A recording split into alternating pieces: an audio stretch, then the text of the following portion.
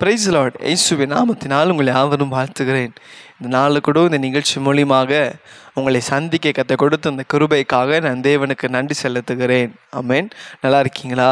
இந்த நாளில் கூட ஏசப்பா நம்மோட வேதத்திலிருந்து சங்கீதம் 91 அதிகாரத்தில் 14 வசனம், ஸ்லாம் சாப்டர் 91 verse 14 வேதம் சொல்லுகிறது, அவன் என்னிடத்தில் வாஞ்சியாய் இருக்கிறபடியால் நான் அவனை விடுவிப்பேன். என் நாமத்தை அறிந்திருக்கிறபடியால் உயர்ந்த அடைக்கலத்தில் அவனை வைப்பேன். ஆமென். எங்க ஆண்டவர் சொல்கிறாரு, அவன் இடத்தில் வாஞ்சியாய் இருக்கிறபடியால் நான் அவனை விடுவிப்பேன். ரெண்டாவது சொல்கிறாரு, அவன் என் நாமத்தை அறிந்திருக்கிறபடியால் அவனை உயர்ந்த அடைக்கலத்தில் வைப்பேன். இன்றைக்கி ஏசப்பா 2 காரியத்தை நம்ம வாழ்க்கையில் செய்ய போகிறார். ஒன்று, நம்முடைய வாழ்க்கையில் நமக்கு தேவையான விடுதலை தரப்போகிறார். ஆமென்.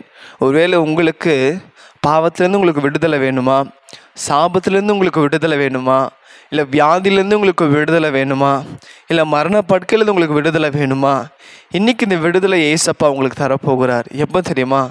அவர் என்னிடத்தில் வாஞ்சியாக இருக்கிறபடியால் நான் அவனை விடுவிப்பேன். நீங்கள் எப்போ ஏசப்போ மேலே வாஞ்சியாக இருக்கிறீங்களோ, அவருடைய நாமத்தை அறிந்து இருக்கிறீங்களோ, அவர் சொல்கிறார், நான் உன்னை விடுவித்து உன்னை உயர்ந்த அடைக்கலத்தில், அதாவது உங்களை ஆசீர்வாதமாய் சுகமாய் எல்லா தீங்கிலிருந்து உங்களை விலக்கி உங்களை பாதுகாத்து நீங்கள் தேடுகிறதான நன்மைகளை கொடுத்து சமாதானங்களை கொடுத்து விடுதலை கொடுத்து உங்களை ரட்சிப்பார். ஆமென். அப்போ இந்த நிகழ்ச்சியை பார்க்குற நீங்கள் ஏசப்பாட்ட சொல்லுங்கள், ஆண்டவரே உங்கள் மேலே நான் வாஞ்சியாக இருக்கிறேன். உங்களுடைய நாமம் எது? அவருடைய நாமம் ஏசப்பா. ஆமென்.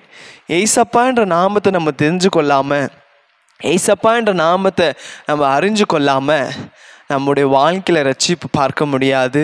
நம்முடைய வாழ்க்கையில் நம்ம தேடுகிற சமாதானத்தை பார்க்க முடியாது. நம்முடைய வாழ்க்கையில் நம்ம தேடுகிறதான நிம்மதியை பார்க்க முடியாது, ஆசீர்வாதத்தை பார்க்க முடியாது. ஏன்னா இயேசு இல்லாமல் நமக்கு வாழ்க்கையில் ஒரு விடுதலையே இல்லைங்க. ஆகவே இந்த நாளில் இந்த வார்த்தை கேட்குற நீங்கள் இன்றைக்கி சொல்லுங்கள், அப்பா உண்மையில் நான் வாஞ்சியாக இருக்கிறேன், அது இயேசுன்ற நாமத்தை நான் அறிந்திருக்கிறேன். இன்றைக்கி என் வாழ்க்கையில் ஒரு பெரிய விடுதலை கொடுங்க, என் வாழ்க்கையில் சமாதானம் கொடுங்க, என் வாழ்க்கையில் நிம்மதி கொடுங்க. ஆமென். அதே போல் என் வாழ்க்கையில் ஆசீர்வாதம் கொடுங்க. அதான் சொல்கிறது, அவன் என் நாமத்தை அறிந்திருக்கிறபடியால் நான் அவனை உயர்ந்த அடைக்கலத்தில், உங்கள் வீட்டில், உங்களோட ஃபேமிலி மத்தியில், உங்களுடைய சொசைட்டி மத்தியில், நீங்கள் செய்கிற வேலை ஸ்தலத்தில், உங்கள் ஜாதி ஜனங்கள் மத்தியில் இந்த இயேசுவின் நாமம் உங்களை உயர்த்தும். ஆமென். எல்லா நாமத்திலும் மேலான நாமம் இந்த இயேசுவின் நாமம். இந்த இயேசுவின் நாமத்தை நீங்கள் அறிஞ்சு கொண்டீங்கன்னா, இந்த இயேசுவை நீங்கள் ஏற்றுக்கொண்டீங்கன்னா, இந்த இயேசுவை நீங்கள் நேசித்தீங்கன்னா, அவர் சொல்கிறாரு, நான் உங்களை விடுதலை ஆக்கி உங்களை ஆசீர்வதிப்பேன், உங்களை உயர்ந்த ஸ்தானத்தில் வச்சு உங்களை நிறுத்துவேன். விசுவாசிக்கிறீங்களா? இன்றைக்கி ஜெபிக்கலாமா?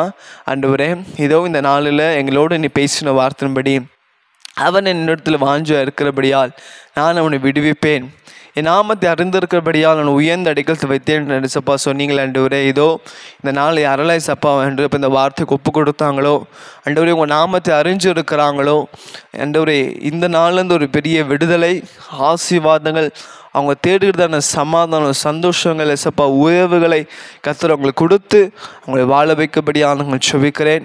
இயேசுவின் நாமம் ஆண்டவரே இந்த நாளில் அவங்க உள்ளத்தில் என்று பாயபடியாக நாங்கள் செபிக்கிறேன். அந்த நாமத்தை எசப்பா ஒவ்வொரு பிள்ளைகளை அறிந்து கொள்ளட்டும்.